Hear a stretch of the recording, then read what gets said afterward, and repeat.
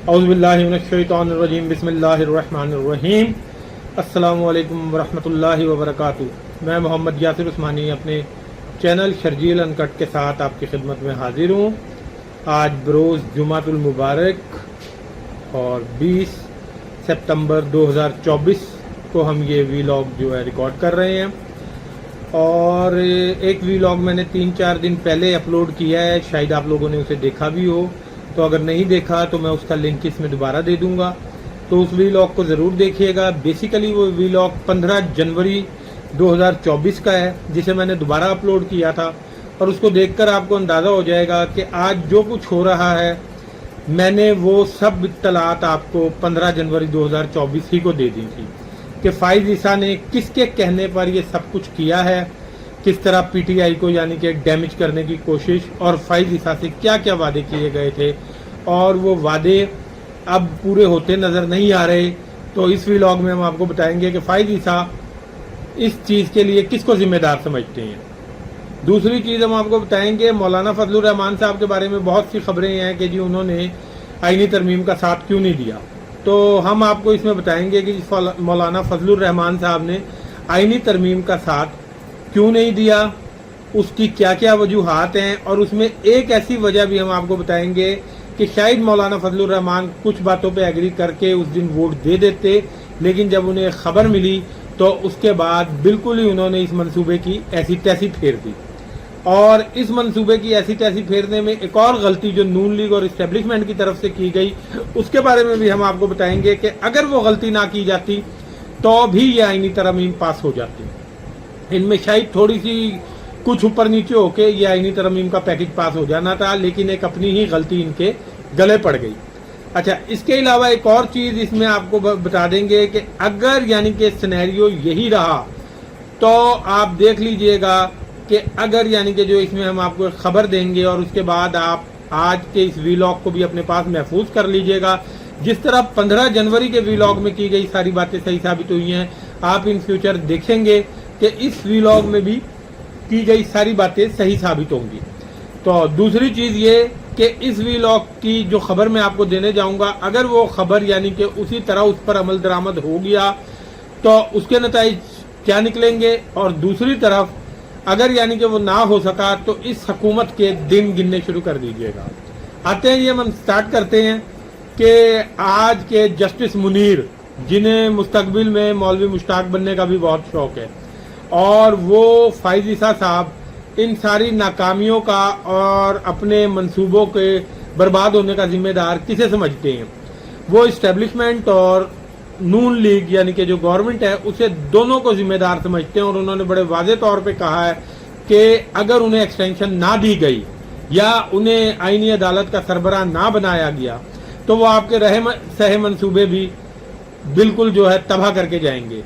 آپ اس کے نتیجے میں ہونے والے یعنی کہ اقدامات دیکھ لیں کہ کتنی تیزی سے حکومت بوکھلاہٹ کا شکار ہوئی ہے، اور انہوں نے آج ایک اور یعنی کہ جو ہے ایکٹ میں ترمیم کر کے، پریکٹس اینڈ پروسیجر ایکٹ میں ترمیم کر کے یعنی کہ فائز عیسیٰ کو دوبارہ ایک اضافی اختیار دیا ہے کہ جی ایک سینئر موسٹ جج ہوگا اور دوسرا جج یعنی کہ جو ہے آپ بینچز بنانے کے حوالے سے فائز عیسیٰ چیف جسٹس کی صوابدیدی اختیار ہوگا، وہ جسے مرضی چن لیں۔ اصل مقصد کیا تھا جی کہ منیب اختر یا منصور علی شاہ میں سے ایک بندے کو نکالنا تھا اس یعنی کہ جو بینچ بنانے والے ان 3 ججز میں سے، تو انہوں نے اس طرح منیب اختر صاحب کو نکال دیا اس میں سے، اور امین الدین خان کو فوراً فائز عیسیٰ صاحب نے، جو کہ کہتے ہیں مجھے تو ایکسٹینشن چاہیے ہی نہیں، میں تو یعنی کہ اس کا جو ہے خواہش مند ہی نہیں ہوں، 1 منٹ نہیں لگایا انہوں نے، اور فوراً امین الدین خان کو جو ایسی تابع داری میں اسی وقت جو ہے انہوں نے نامزد کر دیا ہے۔ تو ریزن کیا ہے جی کہ انہوں نے پہلے یہ دکھایا تھا، بتا دیا تھا کہ جی اگر آپ یہ سب کچھ نہیں کریں گے تو پھر میں بہت کچھ کر سکتا ہوں۔ اور دوسری طرف یہ کام یعنی کہ کس لیے خراب ہوا، اس میں ایک اور بہت بڑی غلطی جو کی گئی کہ پی ٹی آئی کے بندوں کو پارلیمنٹ میں گھس کر جس طرح اٹھایا گیا اور گرفتار کیا گیا، اصل میں وہ غلطی نون لیگ کے اور اسٹیبلشمنٹ کے گلے پڑ گئی کہ اس پہ اتنا واویلا ہوا، اور انہیں یعنی کہ اتنی پاور کے ساتھ بھی یعنی کہ ہر چیز جو کچھ اس ادوار میں انہوں نے 2-2.5 سال میں کیا ہے، جس طرح بے دریغ اور ناجائز ظلم کا بازار گرم کیا ہوا ہے، اس کے باوجود انہیں سٹیپ ڈاؤن کرنا پڑا، اور اس چیز پہ कड़वा घूट भरते हुए स्पीकर को भी कुछ ना कुछ तल्ख अल्फाज कहने पड़े, इसी तरह इन सबको भी यानी कि उस चीज़ से पीछे हटना पड़ा। तो वो चीज़ तरमीम के खिलाफ चली गई, क्योंकि मौलाना फजलुर रहमान साहब को दो चीज़ों का उनकी पार्टी ने वाज़े तौर पे बताया था। एक तो उन्होंने जो है क्लियर किया था कि जी हमारी सारी सियासत KPK में है और बलूचिस्तान में, सिंध और पंजाब में उनका इस तरह वजूद ही नहीं है कि वो बहुत ज़्यादा सीटें जीते। तो सिंध में तो शायद फिर एक आधी सीट का कोई सोचा जा रहा है, पंजाब में तो बिल्कुल ही नहीं है। तो उस पर उन्हें यही कहा गया था कि अगर वो इस किस्म की तरमीम का साथ देंगे तो KPK में इस दफ़ा जो उनकी सियासत का हाल हुआ है अगली बार इससे भी बुरा हाल होगा। तो इसलिए मौलाना फजलुर रहमान साहब ने ये स्टेप उठाने से मना कर दिया, आईनी तरमीम के हक में नहीं गए। और दूसरी जो बहुत बड़ी खबर उन्हें मिली थी कि जी असल जो ये आईनी तरमीम की जा रही है इसका वक्ती तौर पर मकसद तो किसी भी तरह PTI को ख़त्म करना और इमरान खान को मिलिट्री ट्रायल की तरफ ले जाके फांसी की सज़ा देना है, लेकिन और PTI पे जो है पाबंदी लगाना। लेकिन इन फ्यूचर उन्हें उनके कुछ करीबी ज़राए ने बताया कि जी ये डिस्कशन हुई है कि अगर फ्यूचर में मौलाना फजलुर रहमान भी तंग करेंगे तो हम उनकी पार्टी को भी बैन कर देंगे इसी कानून के तहत। तो जिसकी वजह से मौलाना फजलुर रहमान ने ये चीज़ माजी में भी देखी थी कि नवाज शरीफ वगैरह की और शरीफों की जो है सरिश्त में सिर्फ धोखा ही धोखा है। उन्होंने फारूक लगारी से धोखा किया, उन्होंने उसके बाद हर आर्मी चीफ से धोखा किया, उसके बाद जिस शख्स ने उनका साथ दिया उन्होंने उसे डसा। तो उन्हें इस चीज़ का बखूबी अंदाज़ा था कि मुस्तकबिल में वो इन्हें भी डसेंगे। तो इसलिए जो है डसने की कोशिश करेंगे, डस सकेंगे या नहीं लेकिन कोशिश ज़रूर करेंगे। बिच्छू वाली आदत है शरीफों की। तो उस चीज़ की वजह से मौलाना फजलुर रहमान ने टोटली इस मंसूबे की वक्ती तौर पर ऐसी तैसी फेर दी। अभी भी हुकूमत एक अटैम्प्ट ज़रूर करेगी, क्योंकि पीछे से ताकतवर जो हैं उनके ऊपर उनका बड़ा दबाव है कि ये तरमीम हमें हर हाल में चाहिए। तो इसलिए बौखलाहट में हुकूमत बहुत से फैसले कर रही है। स्पीकर को खत जो है स्पीकर ने खत लिख दिया इलेक्शन कमीशन को। उन्होंने जो है कौमी असम्बली में यानी कि सेक्रेटेरिएट ने जो है सीटों की नई यानी कि जो है वो लिस्ट जारी कर दी है, जिसमें PTI का वजूद ही ख़त्म कर दिया है। तो इस किस्म के बहुत से फैसले किए जा रहे हैं, लेकिन